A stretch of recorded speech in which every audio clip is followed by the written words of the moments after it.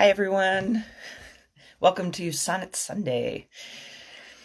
Let's see if Amanda is around.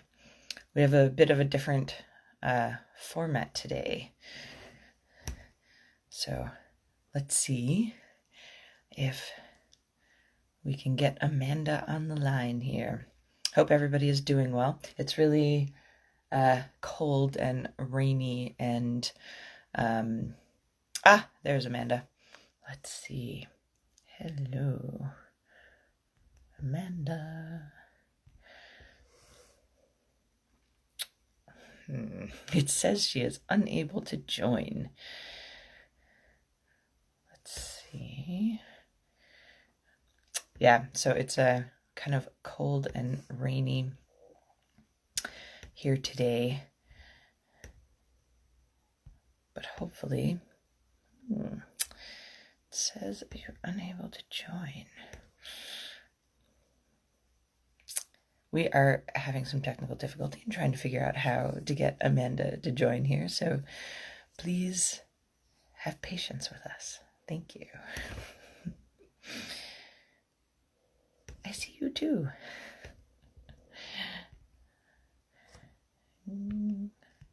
Yes, I see Amanda, but can't get her to join. Let's see you.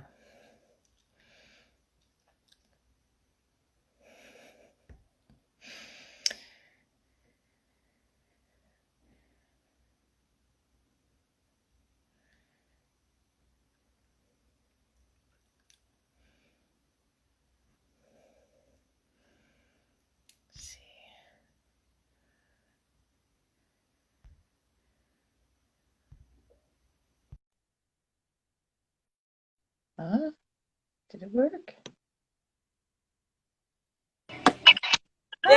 Yay! Hi. Hi, Amanda. How you doing? How are you? I am doing All right. well. I am. I just rode my bike up to Mount Hood today, so I'm a little soggy and a little badass and a little wet. And I'm in a restaurant and I just had some pizza, so I'm feeling pretty good. Mount Hood, that's awesome. That's quite an adventure.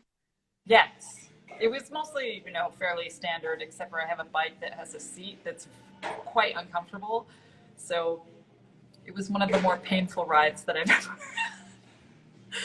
Oh, and I've had a lot of bike rides in my time, so I'm so sorry. that's all right. It's good to see you. It's good to be here, and I know we have some sad circumstances to talk about. Yes, I was saying earlier that we are going to do a slightly different format today. Okay. On this past Friday, Amanda and I lost our a dear teacher from grad school, Kristin Linklater. And so for today, we have decided to. I mean, she was a wonderful mentor for those of you who don't know. She wrote Freeing the Natural Voice and Freeing Shakespeare's Voice.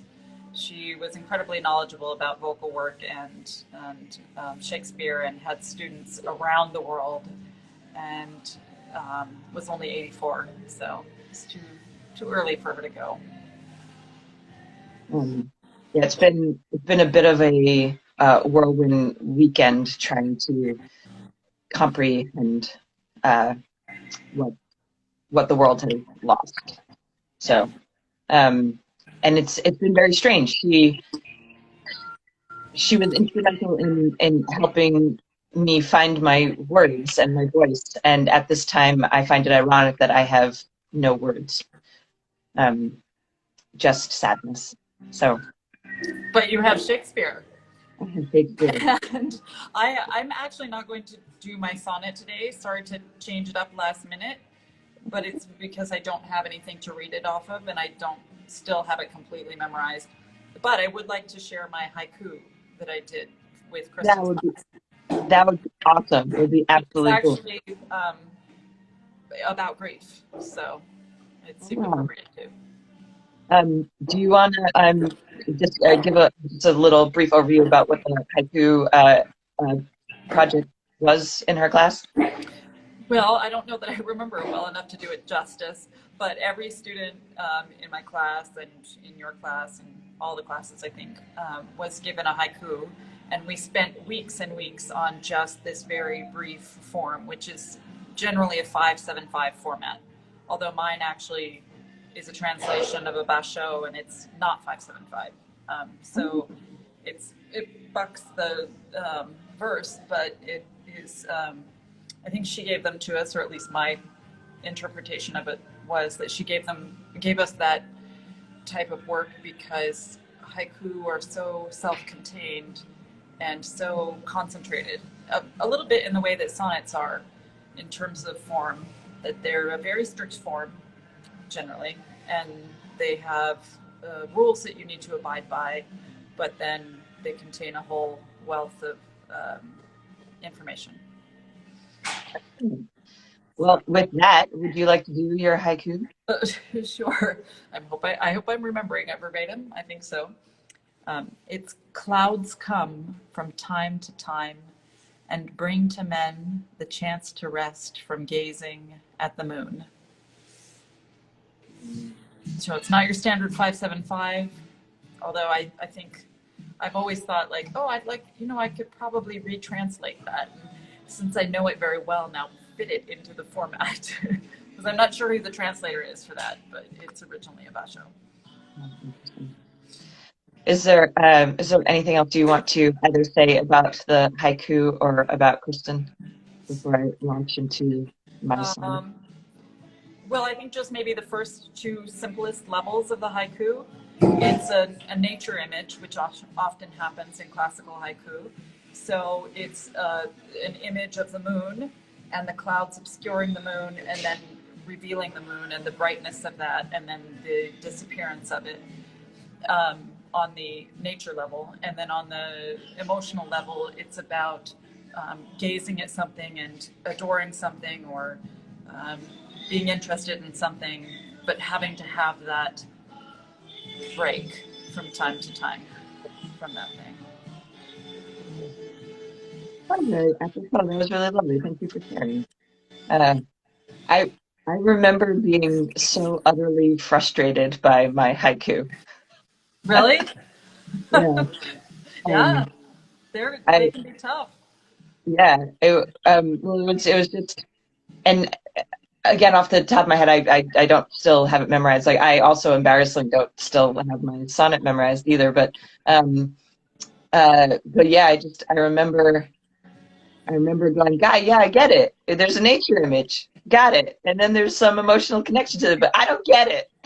Yeah. I just remember just being very. Hey, everybody has a form that resonates with them and something that doesn't quite as much. I happen to love haiku. I used to have a friend and we communicated only in haiku. We would text each other haiku for whatever reason. And that's how we sent texts for like months and months at a time. Oh, wow. So interesting. That is fascinating. Well, I remember. We just have to end everyone with refrigerator and it works out fine. 5 syllables.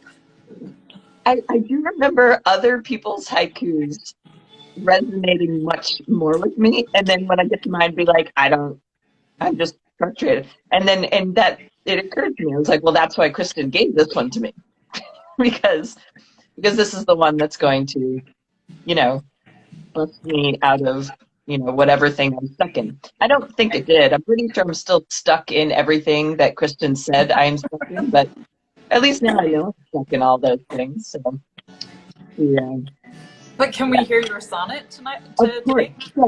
So the sonnets were another exercise that we did in class in second year, and everybody in the class was assigned their own sonnet, and we worked for. I felt like we worked for like the entire semester on our one. That's right, my remembrance as well. Yeah, and we did everything in the kitchen sink with it, the voice work, progression, and it was like, again, I felt like I was beating my head against the wall because every other time I did it, I was like, I don't know what you want from me. But here we go. Sonnet 144. Two loves I have of comfort and despair. I love this one. I'm glad you do, because to this day, I still have hellish nightmares about it. I went to go reread it after we said we were going to change the form, and I'm like, oh God, right. Okay, this is one of my favorite sonnets. Oh, I'm so glad somebody likes it. Sorry, please go on. I'm convinced that Kristin chose this for me to torture me.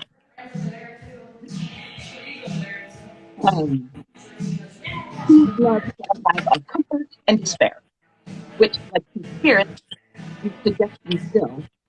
The better angel is a man, right fair. The worse spirit, a woman colored ill. To win you seem to tell, my female evil, tempteth my better angel from my side, and would corrupt my fate to be a devil, wooing his purity to her proud pride. And whether that my angel be turned to such I know, but not directly tell. Cut me both from me, both to be friends. I guess one angel in another's hell. Yet this I shall ne'er know, but live in doubt, till my bad angel silence my good one out. Yep. And I intellectually, I got it. I intellectually understood it. I did all my scansion, and I was a very, very smart actor. And I just, I just felt like I was just one step behind everything that she wanted me to get from it. And Oh no. I felt like after every time I would throw my hands up and be like, that's it. I can't help it. The thing I love about this one is it lends itself to a good cartoon. You could have two loves I have of comfort, boom, and despair, boom, and it's these two little, an angel and a devil sitting on your shoulder, whispering in your ear about things, and it just is like your standard um, cartoon where you have the angel and devil telling you to do this, telling you to do that, and then finally one wins out.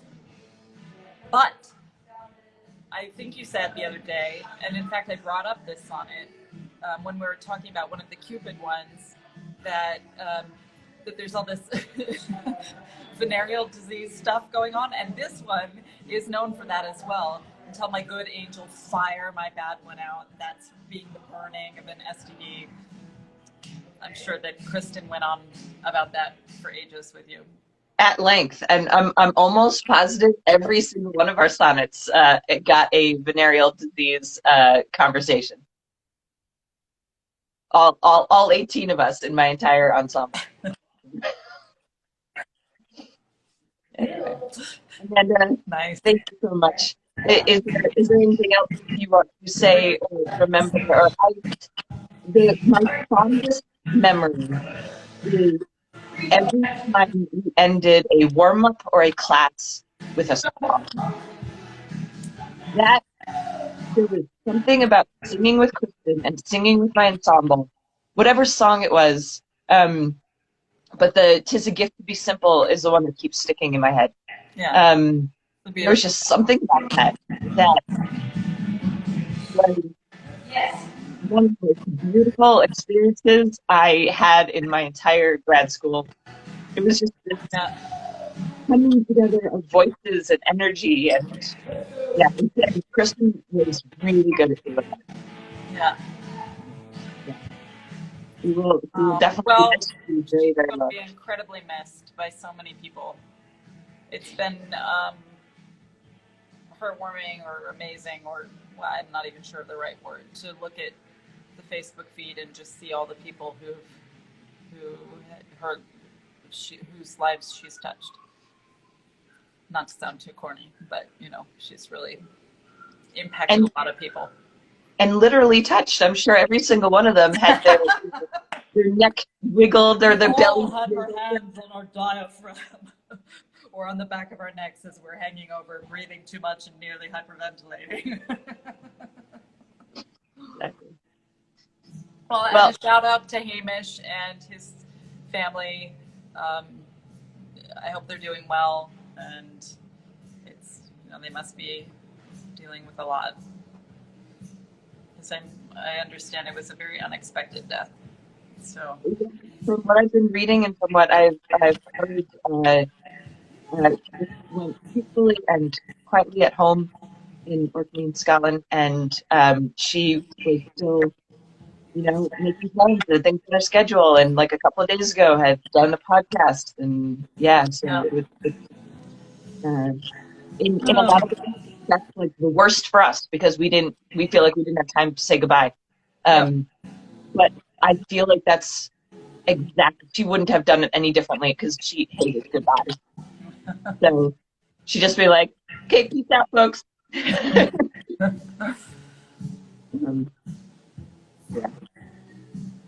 Well, I hope you have a less painful ride back home.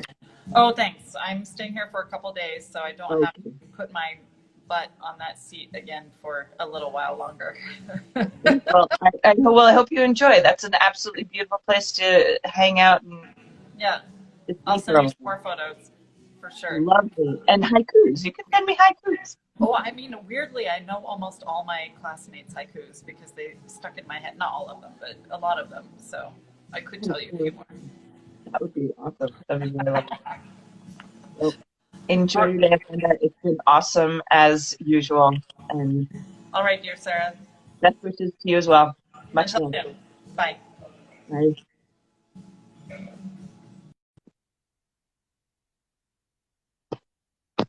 Bye, everybody. Thank you so much for being here. Hope everybody is well. Love.